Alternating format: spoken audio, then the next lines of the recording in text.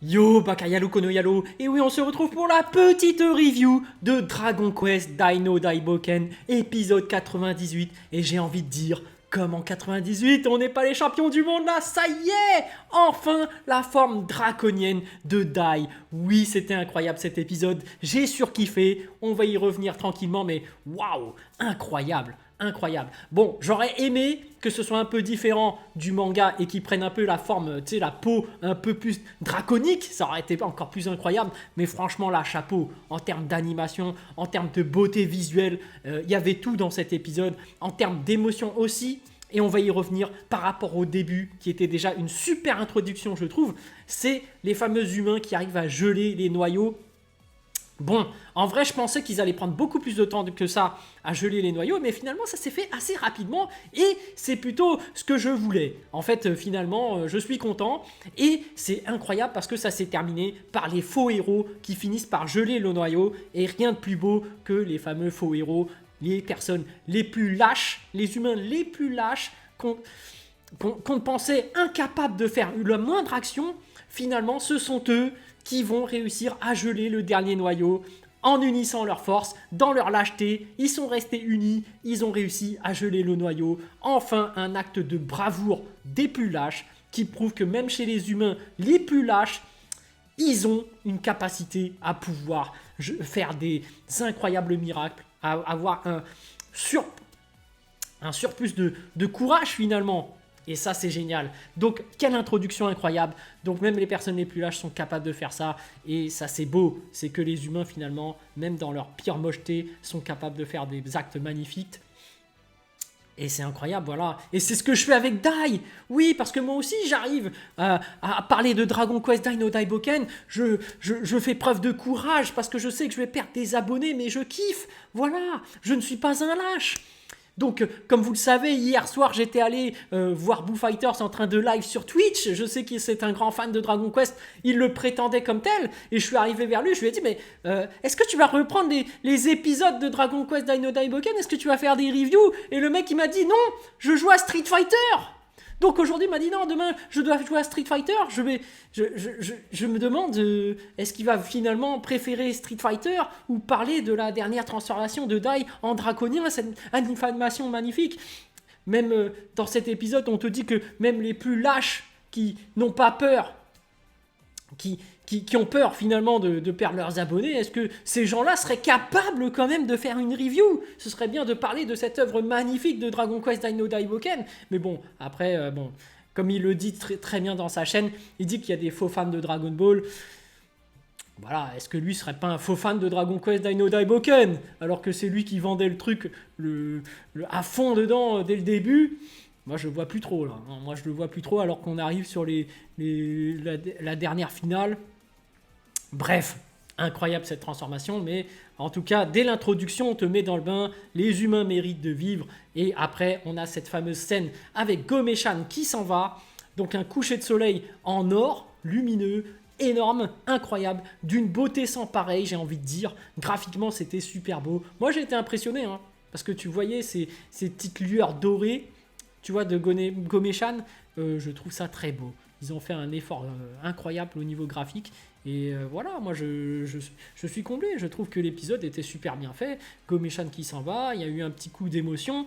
Et Dai qui reste toujours super intelligent, qui dit qu'une fois que je vais retrouver la larme, parce qu'elle va se réincarner, il fera le même souhait que la larme des dieux redevienne son ami. Donc du coup, ce sera un retour de Gomeshan, mais il aura perdu la mémoire, certes, mais une nouvelle amitié va se recréer comme avant. Et donc, tout est bien qui finit bien, j'ai envie de dire, par rapport à Gomeshan. C'est pour ça que, bon, en soi, c'est pas si triste que ça. Et ce qui va se suivre est incroyable. Parce qu'après, tu as ce fameux débat entre Vern et Pop, et même Dai et Leona.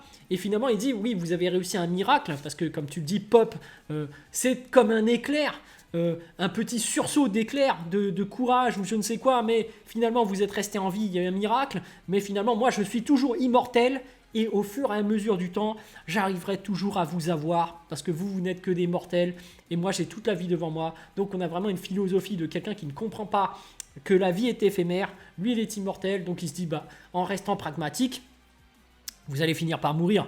Moi, je ne crains rien et finalement, je vais détruire votre monde puisque maintenant, j'ai réussi à venir dans votre monde. Vous inquiétez pas, vous allez tous y passer. Et Pop, là, derrière, il ne trouvait plus les mots en réalité. Et c'est finalement Dai qui va dire « Moi, je suis prêt à me sacrifier pour les humains. Voilà, je prends les devants. Je propose de me transformer en dracodien au péril de perdre ma propre personnalité. » Et ça, c'était émouvant parce que même Pop, qui tient énormément à Dai, on le voit, hein, il s'est attaché à Dai, il a pris par les bras et tout, il lui a fait un petit discours, mais finalement, il dit « Tu resteras toujours notre Dai, malgré tout ce que tu deviendras. » Et finalement, il s'enfonce dans le sol et t'as Dai qui, voilà, fait le fameux geste, qui dit que voilà, je vais tout réunir, hop, sur le front, incroyable. Il a dit qu'il n'utilisait que 30%. Ce que j'ai aussi adoré dans cet épisode, c'est que Vern, son côté arrogant, dieu du mal, qui maîtrisait totalement le game, il a appris que c'était juste 30%, il a commencé à flipper et voir un dieu du mal qui était arrogant et commençait à avoir un peu peur. Tu t'es dit waouh! Et ça y est, Dai qui se transforme, un moment tant attendu par tous les fans de Dragon Quest Dino Daiboken. On se demandait comment ça allait se réaliser et ça s'est fait et c'était incroyable parce que là on a ressenti la puissance et même au niveau du regard. Je ne sais pas cet effet de lumière par rapport au regard de Dai, tu sens qu'il a un très beau regard et aussi un regard animal qui est très bien retranscrit et ça c'était génial. D'ailleurs, ce passage incroyable où Vern il arrive avec sa lame Calamity End dont il était si fier, l'attaque ultime capable de tout trancher, il arrive, tac, et finalement Dai qui repousse son attaque, lui aussi avec un simple revers du bras, et finalement tu te dis, oh, si juste sa peau, juste un coup de revers permet d'arrêter la meilleure attaque de Vern en termes d'attaque pure, oh là là, ça en dit long sur la véritable puissance de Dai.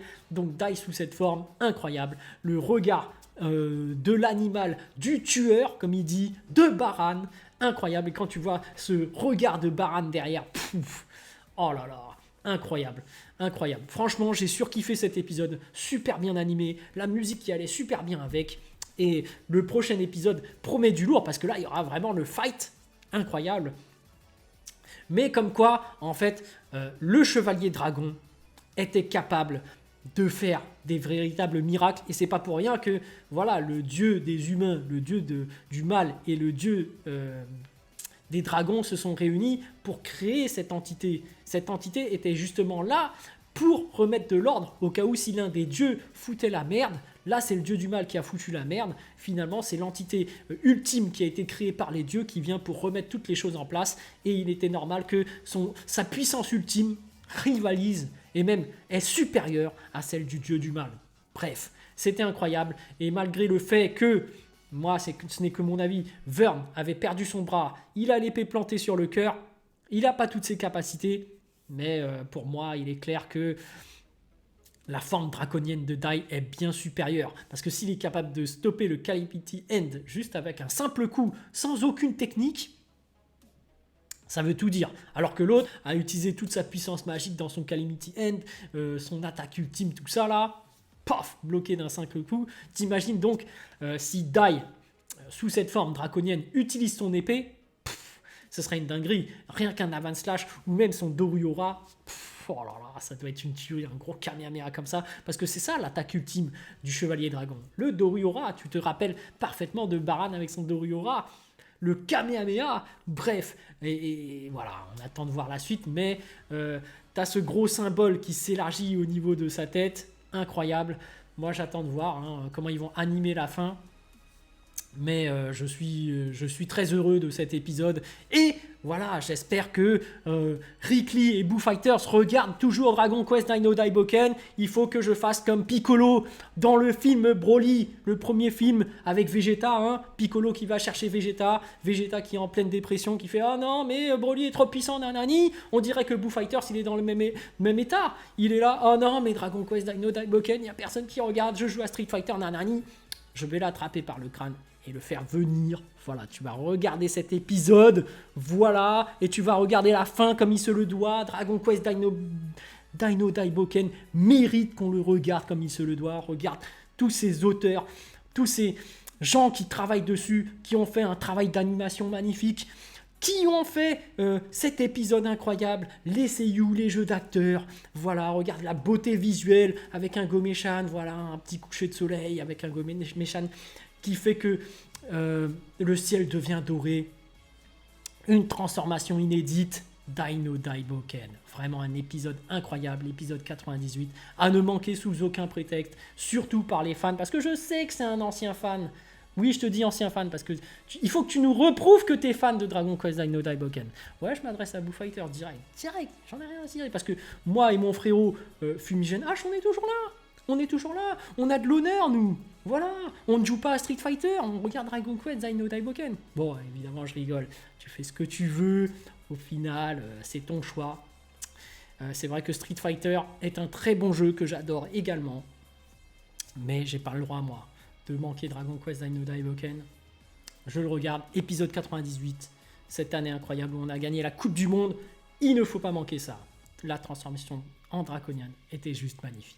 En homme monstre dragon, pour ceux qui regardent vraiment le manga, c'est ça le terme exact.